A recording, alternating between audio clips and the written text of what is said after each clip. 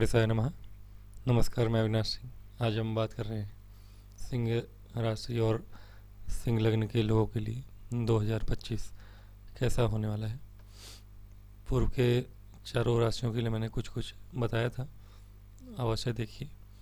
और ये राशिफल आप अपने लग्न और चंद्र दोनों ही राशियों से देखिए। जहाँ चंद्रमा 5 नंबर में बैठा हो कहीं भी इन जगहों पे, तो सिंह राशि वालों भी के लिए है। और 5 नंबर यहाँ पे लिखा हो इस भाव में, तो भी आप देखिए। लग्न वालों के लिए ज़्यादा सटीकता आती है, 70% या 60-65%। चंद्र राशि वालों के लिए भी एटलीस्ट चंद्र कुंडली मजबूत है तो 45% कम से कम आती है। तो शुरू करते हैं, लाइक और सब्सक्राइब करें। सिंह राशि वालों के लिए हालांकि साल पूर्व का तो बहुत अच्छा दिख नहीं रहा है, क्योंकि राहु और केतु आपके लगभग 1 वर्षों से धन भाव और अष्टम भाव में है। हालांकि राहु अष्टम भाव में ठीक है, आपके एंसेस्टर प्रॉपर्टी दिलाते हैं आपको, मतलब कि जो संपत्ति है आपके पूर्वजों की संपत्ति या फिर गुप्त धन है, इस तरह की चीज़ें दिलाते हैं। केतु यहाँ होते और राहु यहाँ होते तो बात अलग थी। फिर राहु आपके धन को बढ़ाते हैं और केतु आपके अध्यात्म को। फिलहाल यहाँ राहु है अष्टम भाव में, मीन राशि में, और धन भाव में केतु है। ये थोड़ा सा परेशान कर सकता है। क्यों? क्योंकि केतु कुटुंब भाव में होने के कारण आपके घर परिवार में आपको कहीं ना कहीं अकेलापन लग रहा होगा पिछले साल भर से। और मई तक रहेंगे ये, 15-18 मई तक। 18 मई तक हो सकता है कि आपको ऐसा लगा हो कि धन के अभाव में आप हैं। और इसके ऊपर भी अब 28 जनवरी के बाद से 29 जनवरी के बाद से मंगल की भी एक दृष्टि होगी। हालांकि मंगल की दृष्टि तो बड़ी शुभ है, पतित मंगल है। हालांकि पतित मंगल शत्रु राशि में होंगे, किंतु लाभ भाव में होंगे और लाभ भाव से धन भाव को देखेंगे। तो एंसेस्टर प्रॉपर्टी, चूँकि राहु की यहाँ पे मौजूदगी जो है वह आपको पैतृक संपत्ति का धन लाभ करा सकती है। पिछले साल भर में भी आपने कोशिश करी होगी पैतृक संपत्ति के लिए, और धन लाभ कई लोगों को हुआ भी होगा। शनि महाराज पिछले 2 वर्षों से आपके केंद्र के स्वामी होके महापुरुष राजयोग बनाकर बैठे हैं। ये एक अच्छी चीज़ थी आपके लिए। थोड़ा सा हालांकि कष्ट होगा पारिवारिक मामलों में, शनि के यहाँ बैठने से हो सकता है कि थोड़ी बहुत, हालांकि शनि है उतना परेशानी नहीं देते हैं शादीशुदा जीवन में। हाँ, यदि आप चीटिंग करते हैं, आप यदि ऐसे व्यक्ति हैं, पुरुष हैं या महिला हैं, कि आप अपने शादीशुदा जीवन में ईमानदार नहीं हैं, तो आपको अवश्य परेशानी आई होगी। आपके वैवाहिक जीवन में परेशानियां हुई होंगी। लेकिन यदि आप समर्पित हैं, अपने पति हो या पत्नी हो, एक दूसरे के प्रति समर्पित हैं जो लोग, उनके लिए कोई समस्या नहीं आई होगी। हाँ, व्यापार में, साझेदारी में थोड़ी समस्याएं आई होंगी पिछले 1.5-2 सालों में। हो सकता है कि आपका पार्टनरशिप में व्यापार हो वो छूट गया हो, या बहुत ज़्यादा कड़वाहट तनाव होने के कारण आपको परेशानी हुई हो। लेकिन हाँ, ये महापुरुष राजयोग है। जो लोग मेहनत से अकेले पर बिजनेस कर रहे थे और शनि से जुड़ा हुआ बिजनेस कर रहे थे, उनके लिए काफ़ी समय संघर्षपूर्ण रहा होगा। लेकिन अब उस संघर्ष का फल भी प्राप्त होने वाला है, क्योंकि आपके भाग्य भाव पे शनि महाराज की दृष्टि थी।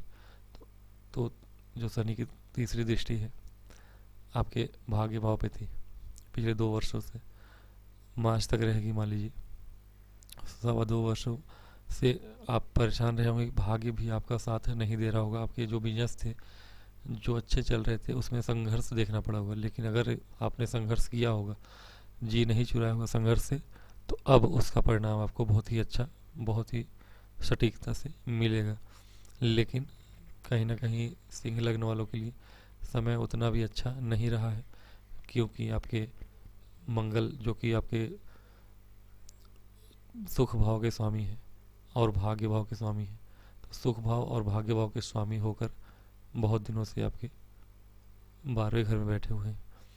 तो इस समय में आपको भाग्य का थोड़ा सा भाग्य स्लो शनि भी करते हैं, और भाग्य का सहारा आपको मंगल भी नहीं देगा। पैसों के लिए आप बहुत परेशान हुए होंगे, या आप किसी भी काम के लिए परिवार में घर परिवार का सुख भी आपको थोड़ा सा नहीं मिला होगा, घर से बाहर हो सकता है रहना पड़ा हो इस बीच आपको, और कहीं ना कहीं आपका भाग्य भी उतना साथ नहीं दे रहा था। वक्री ग्रह, हालांकि ये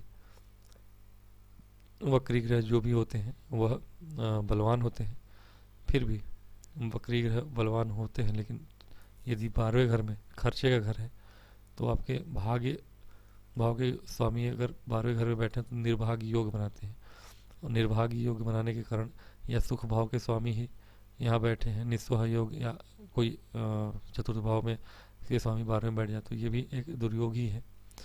तो कहीं ना कहीं आपके लिए मंगल यहाँ पर बैठ के उतने अच्छे नहीं थे, लेकिन हाँ अब 29 जनवरी के बाद से, ठीक है, 28-29 जनवरी को इनका पतित हो जाएंगे, ये आ जाएंगे आपके यहाँ पर। बुध महाराज भी जनवरी में 2 परिवर्तन होंगे। बुध महाराज भी आपके पंचम में थे 24 जनवरी तक। 24 जनवरी तक आपको ठीक है, आपके लिए सही रहा होगा शुरुआत शिक्षा के क्षेत्र में, जो स्टूडेंट्स हैं पढ़ने के क्षेत्र में, ये आपका शुरुआत सही रहा है। बस ये अब बुध महाराज आपके षष्ठ भाव में आ जाएंगे। हालांकि बुधादित्य योग बनाएंगे, लेकिन ये षष्ठ भाव में है, फिर भी ठीक है। बुध का षष्ठ में आना बहुत बुरा नहीं होता, कंपटीशन की तैयारी करने वाले लोगों के लिए अच्छा है। जो लोग कंपटीशन के स्टूडेंट्स हैं उनके लिए अच्छा है, जो लोग तैयारी करते रहे हैं, वक्री थे पहले हालांकि बुध, और वहाँ से जो भी अब इनका गोचर रहा है बुध वालों के लिए, बुध का गोचर आप लोगों के लिए अच्छा है अभी तक। जो तो बुध का जो गोचर होगा आपका वह पहले भी ठीक रहा है और अभी भी ठीक रहेगा।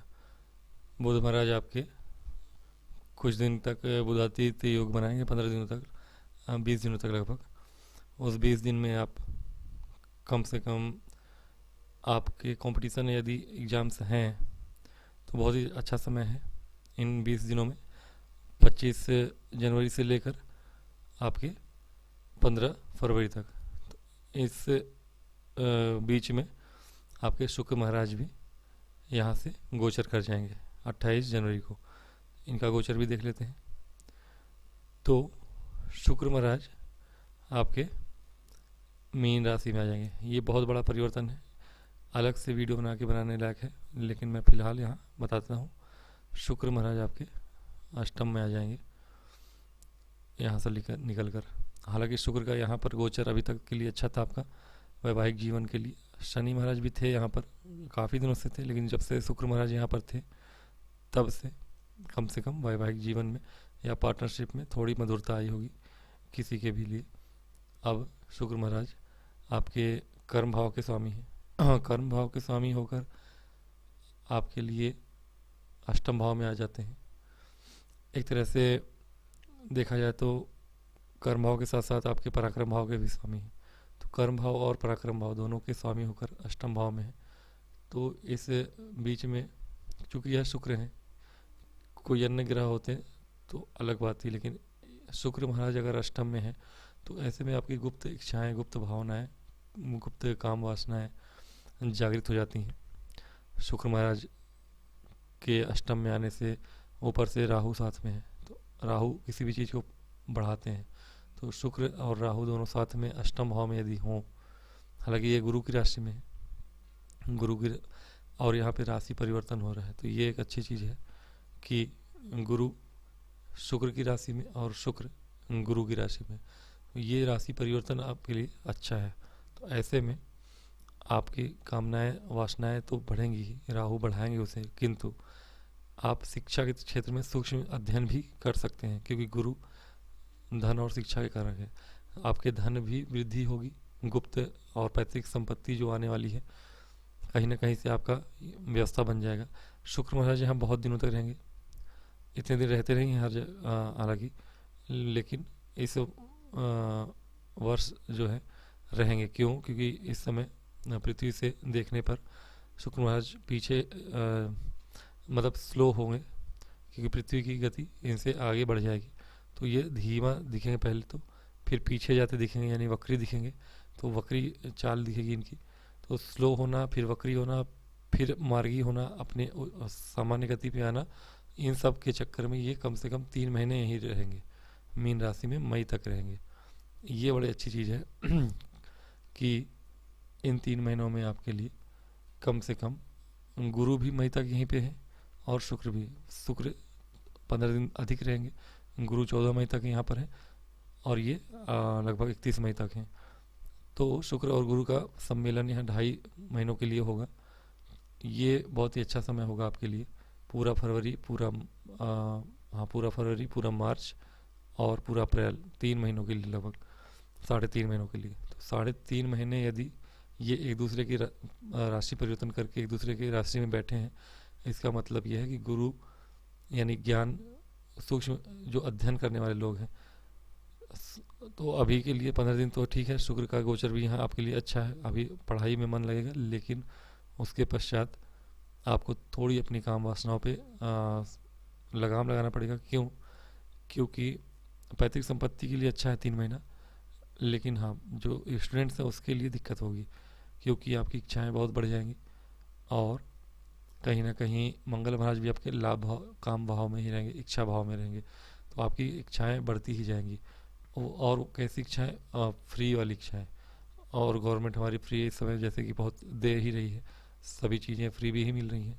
तो इसका मतलब है कि आपको भी लगेगा कि कहाँ कहाँ से धन आ जाए, गुप्त धन आ जाए, पैतृक संपत्ति की धन आ जाए। हाँ, जिनके कानूनी अड़चन थे इतने समय से गुप्त धन मिलने में, उनके लिए अच्छा है। लेकिन ये तब तक अच्छा है जब तक कि शनि महाराज यहाँ नहीं आए। एक बार शनि महाराज यहाँ आ गए, उसका भी परिवर्तन देख लेते हैं। इसी बीच में 29 मार्च तक के लिए शुक्र यहाँ अच्छे हैं। 29 मार्च के बाद शुक्र राहु के साथ यहाँ शनि भी होंगे। ठीक है, फिर से एक बार लिख दूँ। 29 मार्च के बाद यहाँ कौन कौन होगा? शनि होंगे, राहु होंगे और शुक्र होंगे। और सूर्य महाराज आपके यहाँ से निकल कर आ चुके होंगे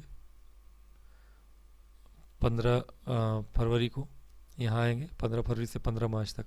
तो 29 मार्च जब शनि यहाँ होंगे तो सूर्य भी यहीं होंगे। 4 ग्रह आ गए यहाँ। और कदाचित बुध यहाँ है, बुध भी यहीं होंगे कुछ दिनों तक। तो ये 4-5 ग्रह आपके साथ में एक साथ अष्टम भाव में होंगे। ये एक दुविधाजनक चीज़ें होंगी आपके लिए। क्यों? क्योंकि धन भाव पे इनकी सभी की दृष्टि होगी। धन भाव पे दृष्टि होना, केतु का धन भाव में होना, कुटुंब भाव में होना, कुछ अच्छे कुछ बुरे परिणाम के अंतर्गत इनकी दृष्टियाँ ज़्यादा कारगर होती हैं। गुरु महाराज मंगल मान लीजिए कि यहाँ पर हैं, पतित होके आ चुके हैं। गुरु यहाँ पर हैं मई तक। तो ये मई तक के लिए मैं बता रहा हूँ, मार्च की बात है ये। 29 मार्च से 15 अप्रैल तक के लिए ये जो कुछ समय होगा आपका 15 दिन का, वहाँ पे बहुत सारे ग्रहों का जमावड़ा रहेगा। 4-5 ग्रह आपके अष्टम भाव में है। अष्टम भाव आपके आयु का भाव है, पैतृक संपत्ति का भाव है, गुप्त भाव है, ज्योतिष अकल्ट का भाव है। सिंह राशि के जातक या सिंह लग्न के जातकों के मन में अष्टम भाव में इतने सारे ग्रहों के होने से कुटुंब में धन आना, कुटुंब में धन आने पर भी विवाद होना, पैतृक संपत्ति आना, पैतृक संपत्ति आने पर भी विवाद बढ़ जाना, और कहीं ना कहीं गुप्त इच्छाएं, कामनाएं बढ़ना, आध्यात्म की ओर निकलना, ये बहुत सारी चीज़ें होने लगेंगी। 1 महीना आपको संभाल के रहना पड़ेगा।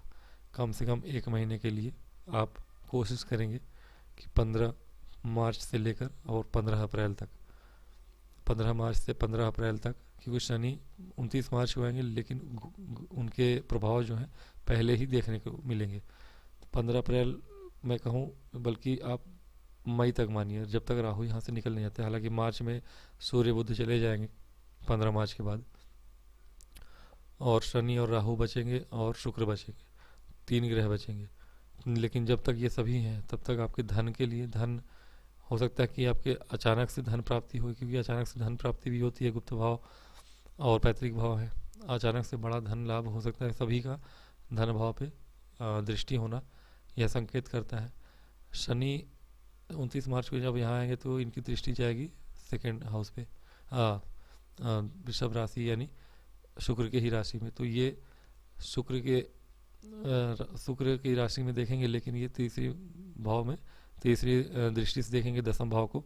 गुरु जहाँ पे पहले से विराजमान है, तो गुरु विराजमान है इसलिए वो कर्म भाव आपका ठीक है। लेकिन शनि की दृष्टि जब पड़ेगी इसके ऊपर अष्टम भाव से, तो कहीं ना कहीं आपके कर्म भाव पे शनि की तीसरी दृष्टि पड़ना आपके कर्म को, आपके जो भी कार्य क्षेत्र हैं, कार्य क्षेत्र में आपको थोड़ी बहुत परेशानियां देखने को मिलेंगी शनि के गोचर के बाद से।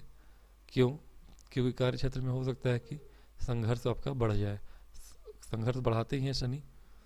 इस भाव में आने पर आपको शुरुआत में परेशानियां थोड़ी बहुत आएंगी, थोड़ी परेशानियां किस बीमारी भी आ सकती है, क्योंकि शनि अष्टम भाव में बैठ के कारक हो जाते हैं।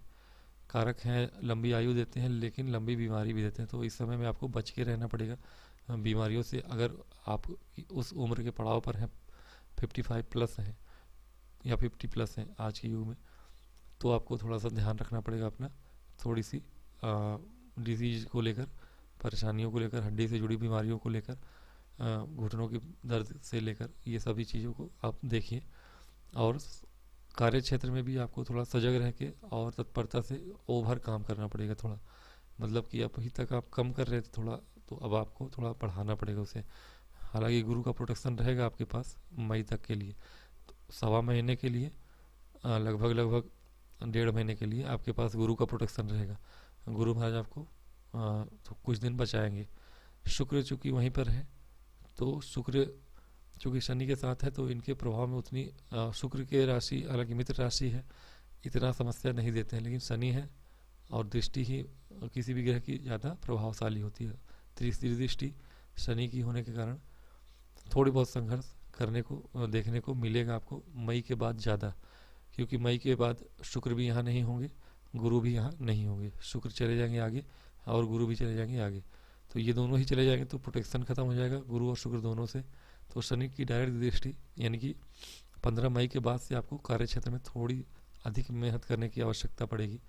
तो गर्मी में आप अपने कार्य क्षेत्र में थोड़ा ध्यान रखिए। अब जो गुप्त धन आपको जो मिलना था वो मिल गया, अब अगले 2.5 वर्षों तक नहीं मिलेगा। तो जो पैतृक संपत्ति का विवाद था, जो निपटारा था, कानूनी अड़चने, अब कोशिश करिएगा कि संपत्ति के विवाद के मामले में आपको कानूनी पचड़ों में नहीं पड़ना है।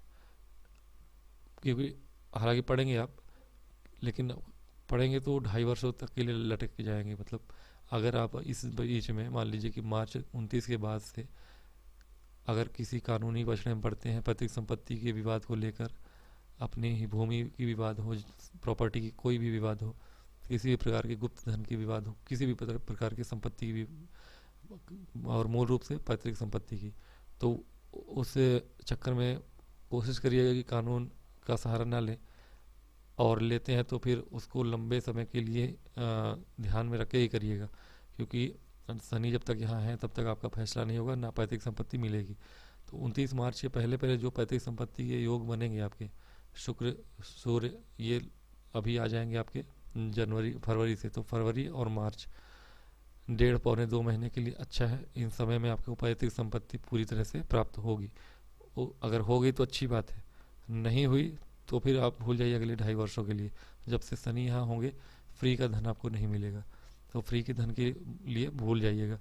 और फ्री का धन छोड़िए, आपको नॉर्मल धन भी प्राप्त होने में थोड़ी कठिनाई आएगी, क्योंकि इनकी दृष्टि धन भाव पे होगी आपके। मई में राहु केतु बदल जाएंगे, इनको बदल लेते हैं हम, ग्रहों को थोड़ा सा चेंज करेंगे। तो मई में यहाँ पे शनि बचेंगे और राहु यहाँ पे आ गए, और केतु आपके लग्न में आ जाएंगे। ये सबसे बड़ा परिवर्तन आपके लिए होगा, केतु का आपके लग्न में आना। मैं बताऊंगा कैसे। शुक्र आपके यहाँ पे आगे लास्ट मई में 31 मई तक हाँ, गुरु आपके यहाँ पे पहुँच चुके हैं। मंगल आपके फिर से यहाँ पहुँचेंगे, मंगल 12वें घर में पहुँच जाएंगे। सूर्य आपके यहाँ पहुँच चुके होंगे। ठीक है, इतने की बात करते हैं। चंद्रमा को यहीं रहने देते हैं चंद्र राशि वालों के लिए और चंद्र लग्न वालों के लिए। तो ये जो बड़े परिवर्तन है यहाँ पर क्या होने वाला है, सबसे बड़ा परिवर्तन तो यही है कि केतु आपके लग्न में आ गया। केतु का लग्न में आना और शनि का अष्टम में आना ये दिखाता है कि सिंह राशि और सिंह लग्न वालों के लिए बीमारियों का पुलंदा आने वाला है। गुप्त बीमारियों का पुलंदा ये अष्टम भाव में है।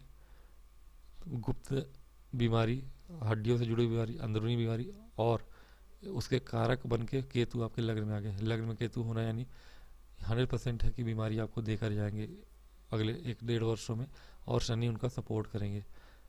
शनि के यहाँ आने का मतलब है लंबी बीमारी, और इनके केतु के यहाँ आने का मतलब है कि गुप्त बीमारी, अंदरूनी बीमारी, क्रोनिक डिसीज। इस तरह की परेशानियाँ आपके जीवन में आने ही वाली हैं, दस्तक देने वाली हैं। और कोशिश करिए कि योग प्राणायाम अवश्य करें, खान पान सेहत अच्छा रखें, इम्यून सिस्टम को बढ़ाए रखें ताकि थायराइड, शुगर, ब्लड प्रेशर, इन चीज़ों से आप बचें, स्वतः दवाइयों के चक्कर में ना पड़ें। थोड़ा व्यायाम, थोड़ा अच्छा खान पान, आलस्य से बच के योग प्राणायाम अवश्य करें। इससे आपको दोनों से ही मुक्ति मिलेगी। और बजरंगबली की पूजा भी अवश्य करें, हो सके तो दोनों टाइम हनुमान चालीसा पढ़ें, अथवा पर प्रतिदिन एक बार तो अवश्य पढ़ें बजरंगबली के। हनुमान चालीसा पढ़ने से आपके जीवन में जो बहुत ज़्यादा घटना बढ़ जाएगी, बढ़ने से संभावना बढ़ने की है वो कम हो जाएगी। सूर्य महाराज आपके कर्म भाव में जब आएंगे, शनि की दृष्टि होगी, हालांकि वहाँ पर मित्र घर की है दृष्टि, लेकिन सूर्य के आने से सूर्य जहाँ भी जाते हैं उस जगह को बिल्कुल पावरफुल कर देते हैं। सूर्य जिस भी भाव में जाते हैं उस भाव में वो भाव को चमका ही देते हैं। तो कहीं ना कहीं बोलते हैं लोग कि जला देते हैं, जलाते नहीं हैं, वो भाव बिल्कुल ऊर्जावान हो जाते हैं। तो कर्म क्षेत्र में आप थोड़ी सी अग्रसर होंगे 1-1 महीने के लिए, जब तक सूर्य आपके कर्म भाव में रहेंगे। लेकिन गुरु आपके लाभ भाव में आएंगे, ये एक अच्छी चीज़ होगी आपके लिए। ये बुरी चीज़ हुई है कि केतु आपके लग्न में आ गए हैं और राहु आपके सप्तम भाव में, ये दोनों ही बुरी चीज़ है। क्योंकि शनि महाराज 2-2.5 वर्षों से यहाँ थे, तो पार्टनरशिप में थोड़ी बहुत संघर्ष होगा, कार्य क्षेत्र में या बिजनेस में संघर्ष हुआ होगा, लेकिन कम से कम आपके वैवाहिक जीवन में उतनी समस्याएं नहीं होंगी जितनी कि अब आ जाएंगी। मई के बाद से सारी की सारी समस्याएं आती हुई दिख रही हैं आपके लिए। क्यों? देखिए, मीठी मीठी बातें नहीं बोलूँगा मैं, सच्चाई और प्रैक्टिकल बातें बोल दूँगा। मैं क्षमा चाहूँगा इस तरह की बातें करने के लिए, लेकिन केतु के लग्न में होने से बीमारी और राहु के लग्न में होने से घरेलू झगड़े, यानी कि पति पत्नी के बीच में विवाद, और यदि यह विवाद बहुत अधिक बढ़ जाए, जो कि बढ़ने की संभावना, क्योंकि मंगल की दृष्टि होगी आपके सप्तम भाव पे, राहु का यहाँ होना, राहु के ऊपर मंगल का होना, तो ऐसे में बहुत ज़्यादा परेशानियाँ बढ़ सकती हैं, जिससे कि विच्छेदन, विवाह विच्छेदन के तक आप लोगों के मन में विचार आने लगे। तो ऐसा करिए, जिन लोगों का विवाह नहीं हो रहा था उनका विवाह हो सकता है टल भी जाए। इस बीच में सिंह लग्न या राशि वालों के लिए वैवाहिक जीवन में प्रवेश करना भी अच्छा नहीं होगा इस वर्ष, विशेष रूप से शुरुआत में दिसंबर वगैरह तक, जब प्रभाव कम हो जाए, मंगल यहाँ नहीं हो, इस गर्मी में तो ना ही करें अगर वैवाहिक जीवन में बदलना चाहते हैं। हाँ, किसी कुंडली अच्छी हो और राहु उनके लिए कारक हो तो अच्छी बात है, लेकिन अभी जैसे गोचर हैं, गोचर के अनुसार आपके लिए जो वैवाहिक जीवन बहुत ही दुष्कर होने वाला है। आप किसी भी तरह पति पत्नी को चाहिए कि एक दूसरे से अच्छे संबंध बना के रखें। एक ही अच्छी चीज़ होगी आपके लिए कि गुरु की दृष्टि पड़ती रहेगी, और लाभ भाव में बैठे हुए गुरु आपके अपने घर को देखेंगे। शिक्षा के क्षेत्र में जिस भी व्यक्ति ने कोशिश करी थी जॉब लग जाए, स्टूडेंट्स के लिए अच्छा समय होगा। जिन्होंने फरवरी में, मार्च में एग्ज़ाम के लिए तैयारियां की हैं, कंपटीशन की तैयारी की है, एग्ज़ाम दिया है, उनके रिजल्ट अच्छे आने की उम्मीद है गर्मी में, क्योंकि गुरु महाराज की दृष्टि भी पड़ेगी। शिक्षा के क्षेत्र में आपके लिए अच्छा है। थोड़ी गुरु महाराज की 9वीं दृष्टि आपके इस भाव पे, सप्तम भाव पे पड़ने से जो परेशानियां बहुत अधिक हो सकती हैं उससे थोड़ी राहत मिलेगी, कि विवाह विच्छेद वाली जो बात है वो कम से कम थोड़ी रुकेगी। वैवाहिक जीवन में परेशानियां आएंगी। मंगल महाराज की दृष्टि भी है, अष्टम दृष्टि, और राहु स्वयं बैठे हैं वहाँ पर। तो, तो ये दो नेगेटिव के साथ ये एक पॉजिटिव आ जाने से गुरु की दृष्टि अमृतमयी दृष्टि होती है। तो कहीं ना कहीं गुरु पावरफुल होंगे, धीरे धीरे अतिचारी होते रहेंगे। इस वर्ष मई में यहाँ गोचर करने के बाद 3 4 5 महीने में ही बहुत तेज गति से आगे चले जाएंगे ये। अतिचारी होकर राशि परिवर्तन कर लेंगे। साल भर में राशि परिवर्तन करते हैं, इस बार अक्टूबर में ही राशि परिवर्तन कर लेंगे, लगभग आपके 5 महीने में ही। तो 5 महीने में राशि परिवर्तन करने का मतलब है कि ये दुगनी स्पीड से चल रहे हैं। ठीक है, 12 महीने में राशि परिवर्तन करते हैं। अगर ये 12 महीने की जगह अगर 5 महीने में राशि परिवर्तन कर रहे हैं, मतलब दुगनी स्पीड से चल रहे हैं। तो गुरु की स्पीड अधिक है, गतिमान है, और ऐसी स्पीड से अगर चलते हुए ये दृष्टि डाल रहे हैं यहाँ, तो आपके वैवाहिक जीवन में कम से कम ये विवाह विच्छेद की बातें नहीं आएंगी। लड़ाई झगड़े हो सकते हैं, मनमुटाव हो सकता है, लेकिन गुरु आपको रक्षा करेंगे। ये एक अच्छी चीज़ है आपके लिए। और इसके बाद मान लीजिए कि मंगल महाराज आपके लग्न में आ जाएंगे। मंगल महाराज लग्न में आके ग्रहण अंगारक दोष बनाएंगे।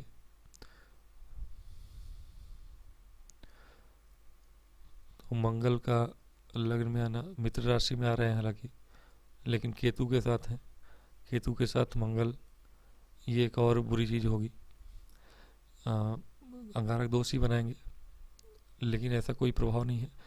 ये है कि अब सीधे दृष्टि है, तीक्ष्ण दृष्टि है सप्तम भाव पे, लेकिन चतुर्थ दृष्टि इनकी अपने ही भाव पर पड़ने से आपको भूमि भवन वाहन का लाभ मिलना शुरू होगा। थोड़ी बहुत इस क्षेत्र में आपको लाभ प्राप्त होगा, क्योंकि भाग्य भाव के स्वामी हैं और भाग्य भाव में आपके शुक्र महाराज रहेंगे मई जून में। तो जून के महीने मान लीजिए मई तक तो ये यहीं पे हैं, जून में यहाँ पे होंगे और मंगल यहाँ पे होंगे। तो एक तरह से भाग्य आपका साथ थोड़ा देगा।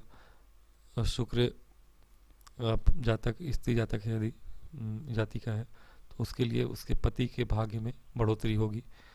और पुरुष जातक भी है तो कहीं ना कहीं उसको लाभ मिलता हुआ दिख रहा है। यहाँ से मंगल द्वारा थोड़ी सी लाभ प्राप्त होगी, भाग्य का सहारा मिलेगा।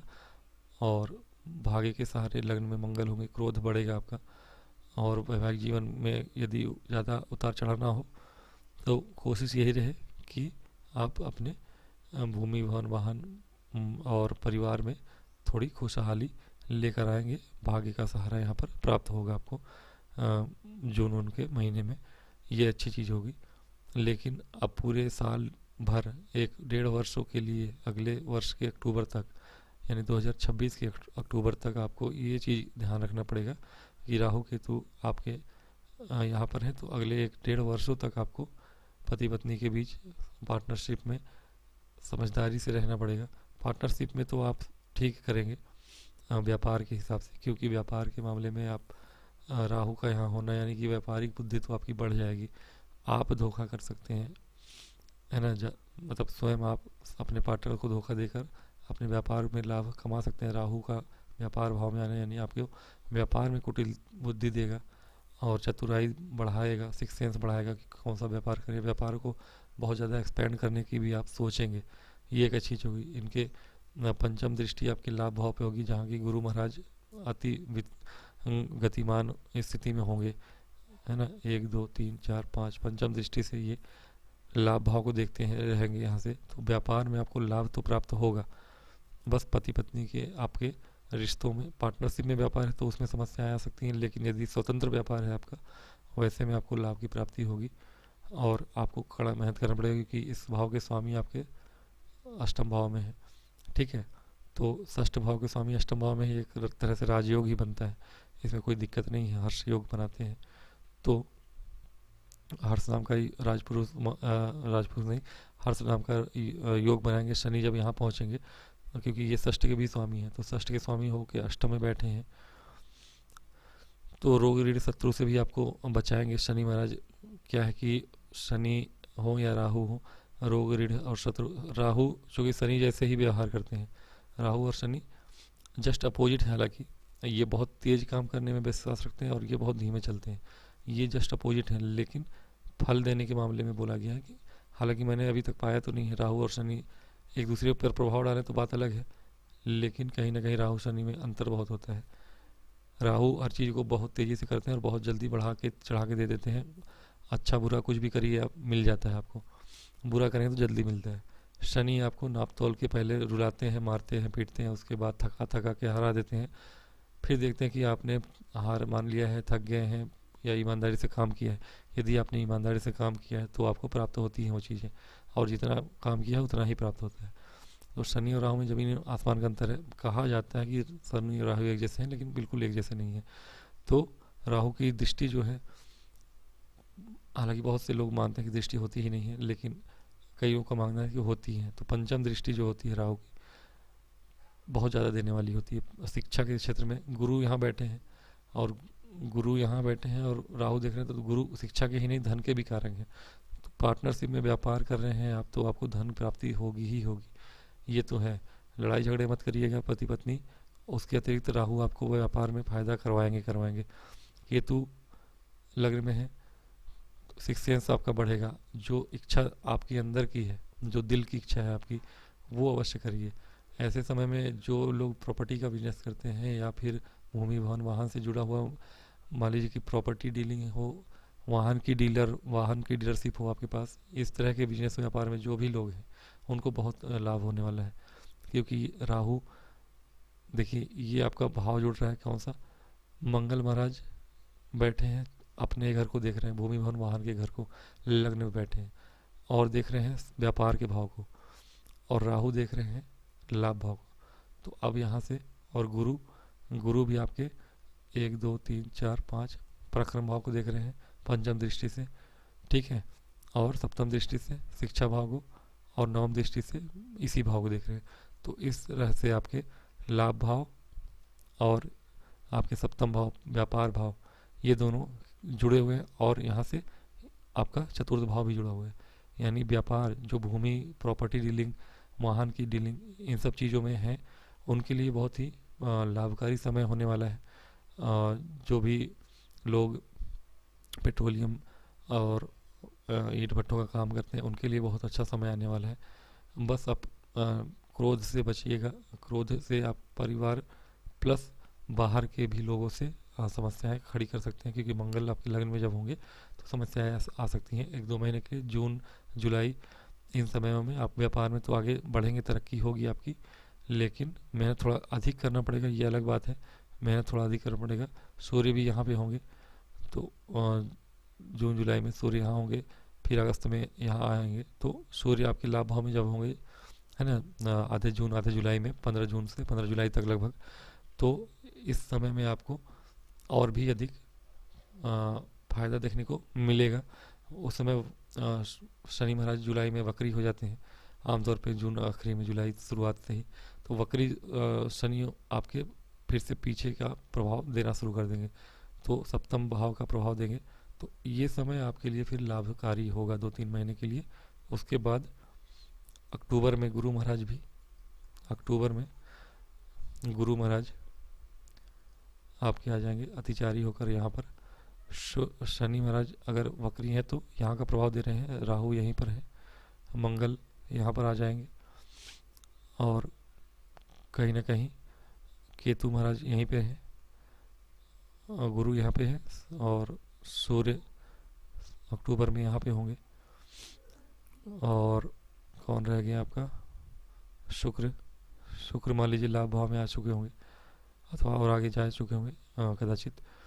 तो शुक्र का तो नहीं लेंगे हम, क्योंकि इनका परिवर्तन बहुत तेज़ी से होगा बाद में। इन चारों का ही देखते हैं। तो कहीं ना कहीं मंगल है, सूर्य है, आपके इस भाव से जब बाहर निकल जाएंगे, लगने से मंगल बाहर चले जाएंगे, इस बीच में गुरु महाराज आपके 12वें घर में आ जाएंगे। 12वें घर में आना एक तरह से ठीक है।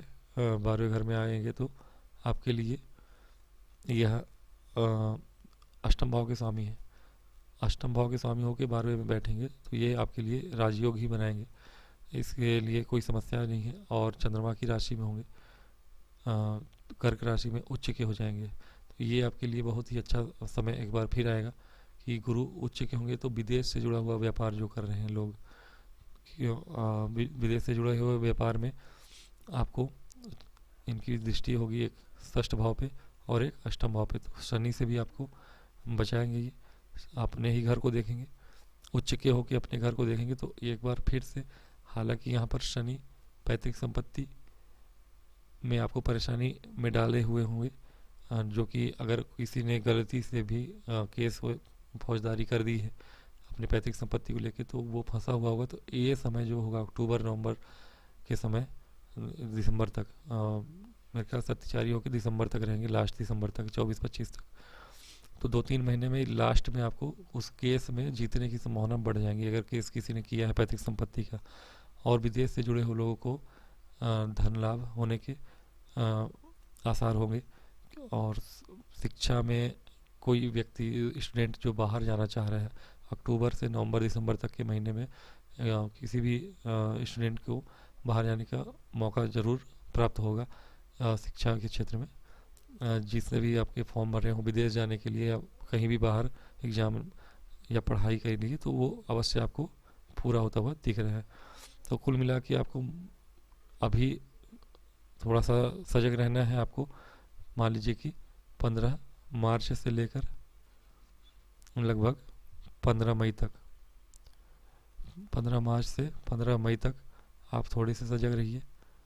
फिर शुरुआत में 15 मई तक नहीं, आप 15 मार्च से लेके लगभग जून तक ही सजग रहिए। राहु केतु के एक प्रभाव की वजह से थोड़े से साल भर आपको रोग पर ध्यान रखना होगा।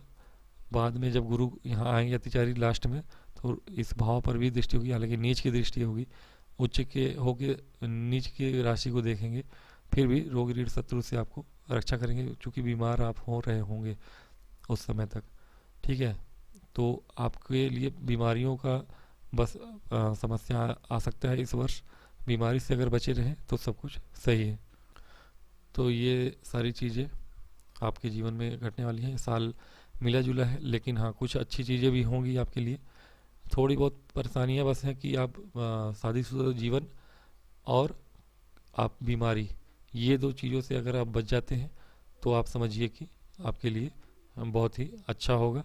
धन संबंधी परेशानियाँ, अगर मेहनत अधिक करा आपने कर्म क्षेत्र में, मेहनत तो अधिक करना पड़ेगा। शनि यहाँ दृष्टि होगी और एक दृष्टि आपके धन भाव पे होगी, तो धन आने में और कर्म क्षेत्र में थोड़ी सी संघर्ष करना पड़ेगा, लेकिन करते हैं संघर्ष तो अच्छा है। स्टूडेंट्स के लिए अच्छा है, इस वर्ष पूरा वर्ष अच्छा है लगभग स्टूडेंट्स के लिए। शादीशुदा लाइफ और बीमारियों से बच के रहना है। आज की वीडियो में इतना ही, बहुत लंबा वीडियो है, तो मैं आप लोगों से निवेदन करूँगा लाइक और सब्सक्राइब करिए और मुझे इजाज़त दीजिए। अगली वीडियो में फिर मिलूँगा। नमस्कार।